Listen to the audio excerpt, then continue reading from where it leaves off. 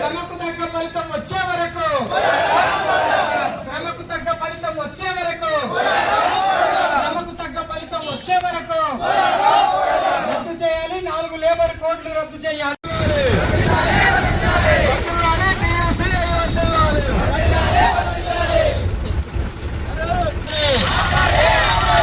ఆపాలి. ప్రభుత్వ రంగ సంస్థల ప్రైవేటీకరణను ఆపాలి.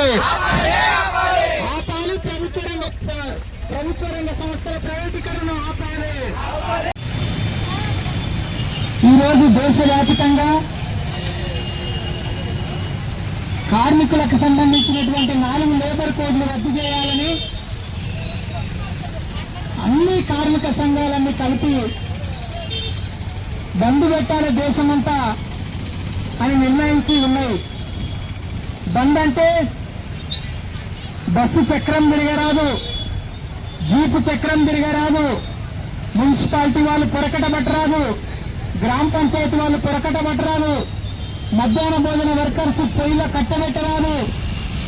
ఇట్లా అన్ని రంగాలలో పనిచేసేటటువంటి కార్మికులందరూ కూడా పని బంద్ పెట్టి ఈరోజు ఒక రోజంతా కూడా మేము ఈ చట్టాలు ఏవైతే ఉన్నాయో వాటిని రద్దు చేయాలనేటటువంటి డిమాండ్ తోటి ఈరోజు దేశవ్యాప్తంగా సార్వత్రిక సమ్మెలో కార్మిక వర్గం ఉన్నది. మరి 4 కోడ్లు అంటారు. ఇదే మంచం కోళ్ళ, ఇది ఎట్లా ఏంటి అని మనకు అర్థం కాని పరిస్థితి ఉంది. ఒక పక్క వాస్తవానికి 4 లేబర్ చట్టాలను తెచ్చితే కార్మికులకు సంబంధించినటువంటి అనేక విషయాలలో నష్టం జరిగేటటువంటి పద్ధతుల్లో ఈ చట్టాలు ఉన్నవి. ముఖ్యంగా ఇప్పుడున్న చట్టం ప్రకారం 7 మంది కార్మికులుంటే సంఘం పెట్టుకొని రిజిస్ట్రేషన్ చేసుకోవడానికి అవకాశం ఉన్నది. ఈ 4 లేబర్ కోడ్లు అమలైతే సంఘం పెట్టుకోవడానికి వీలు లేకుండా ఉండేటటువంటి పరిస్థితి తీసుకొస్తుంది ఈ యొక్క కేంద్ర ప్రభుత్వం. కనీసం 100 మందికి పైగా ఉండాలి. 1000 మంది పనిచేస్తున్న ఫ్యాక్టరీలో 300 మంది ఉండాలి. సంఘంలో ఉంటేనే సంఘం పెట్టుకునేటటువంటి పద్ధతిని ఈ యొక్క చట్టాలు తీసుకొస్తా ఉన్నాయి. మరి ఈ యొక్క చట్టాలు కార్మికుల కోసమైతే కార్మికులకు సంఘం పెట్టుకునే హక్కును తీసేసినటువంటి చట్టాలు ఇవి ఉన్నాయి కనుక వీటికి వ్యతిరేకంగా మనం పోరాడాల్సినటువంటి అవసరం ఉన్నది. ఇక మీదట కార్మికునికి యజమానికి తక్కువ వస్తే లేదా కార్మికుడు జీతం ఇవ్వాలని కొట్లాడితే యజమాని ఇవ్వకపోతే వీటిని పరిష్కరించుకోవడానికి లేబర్ చట్టాలు ఉన్నవి, లేబర్ కోర్టు ఉంది. ఆ కోర్టు ద్వారా పరిష్కరించుకోవడానికి అవకాశం ఉండేది. ఈ లేబర్ చట్టాలు అమలైతే కార్మికుడు ఎవరికి చెప్పుకోవాల్సినటువంటి పరిస్థితి కూడా లేదు. అసలు న్యాయస్థానానికి పోవడానికే వీలు లేనటువంటి పరిస్థితి ఈ చట్టాల్లో తీసుకుంటారు. మరి ఎవరిని అడగాలి? కార్మికుడు ఏం చేయాలి?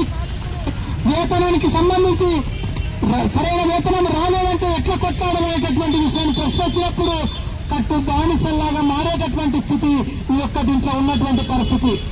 అదేవిధంగా 28 గంటల పనిదినం కార్మిక వర్గం అంతా కొట్టాడి సాధించుకున్నది.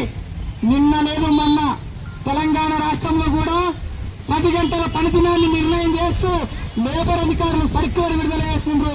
దీనికి వ్యతిరేకంగా కొట్లాడాల్సినటువంటి స్థితి మనకున్నది. ఎందుకంటే ఆనాడే 8 గంటలు పని వేయాలి, 8 గంటలు భార్య పిల్లలతో ఉండాలి, 8 గంటలు నిద్రపోవాలనేటటువంటి 3 పద్ధతుల్లో ఆనాడు మాట్లాడినారు కార్మిక నాయకులు.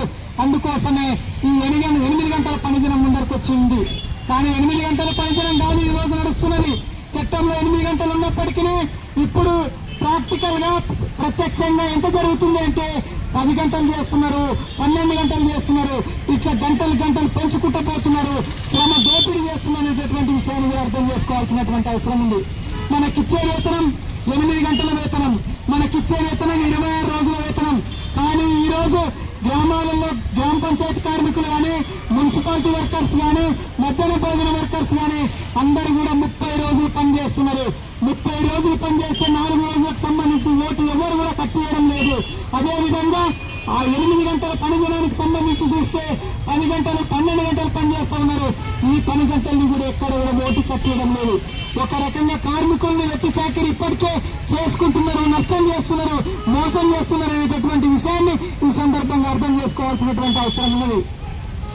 అమాని కార్మికులు సిమెంట్ బస్తా మోస్తడానికి ఈ సిమెంట్ బస్తా మోస్తే ఎక్కడ కాలు ఇరిగిపోతా లేదా బస్తపడి చనిపోయినా లేదా నడుములు ఇరిగినా ఆ కార్మికులకు లేబర్ చట్టంలో ఎలాంటి అవకాశం లేనటువంటి పరిస్థితి ఉంది, ఎలాంటి అవకాశం లేని స్థితిలో కొనసాగుతున్నటువంటి పరిస్థితి ఉంది.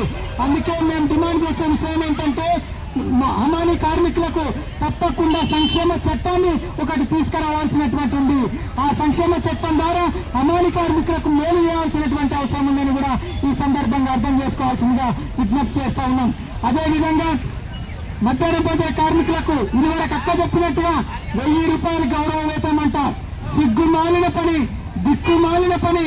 తెలంగాణ రాష్ట్రంలో బంగారు తెలంగాణ అని చెప్పిపోయిన కేసీఆర్ 1000 రూపాయలు అన్నాడు. కొట్టాడంగా గౌరవ వేతనం వాళ్ళకు 3000 అన్నారు. ఈ 3000 తోటి 1000 రూపాయలతోటి వాళ్ళ కుటుంబాలను ఎట్లా పోషించాలనేటటువంటి ప్రశ్న మనకందరికి ఉన్నటువంటి స్థితి ఉంది. అందుకే కార్మికులారా తప్పకుండా పోరాటం ద్వారానే మనకేదైనా సాధ్యమవుతుందనేటటువంటి విషయాన్ని కూడా మనం అర్థం చేసుకోవాల్సినటువంటి అవసరం ఉన్నది.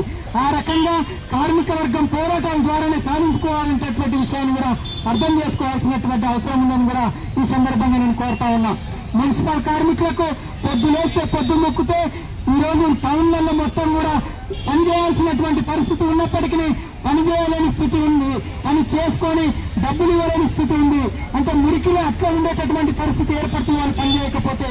కానీ ఎవరైతే ఈ ప్రభుత్వాలు ఉన్నాయో కార్మికులకు సంబంధించి మున్సిపల్ కార్పొరేషన్ ద్వారా నేరుగా నిధులు ఇవ్వడము, నేరుగా జీతాలు ఇవ్వడము, లేదా గ్రామ పంచాయతీ వారికి నేరుగా జీతాలు ఇవ్వడం, ఇట్లాంటి కార్యక్రమాలు చేస్తామని చెప్పి ఏమాత్రం కూడా ఇట్లాంటి కార్యక్రమాలు చేయకుండా కార్మికుల్ని అనిమిత్తం మోసం చేస్తూ, దగా చేస్తూ, కూలి చేస్తూ, దోపిడీ చేస్తూ జీవనం గడుపుతున్నారు ఈ పాలకులు అనేటటువంటి విషయాన్ని అర్థం చేసుకోవాల్సిన విజ్ఞప్తి చేస్తూ ఈ అవకాశం ఇచ్చిన వారికి ధన్యవాదాలు తెలియజేస్తూ నేను ముగిస్తా ఉన్నా.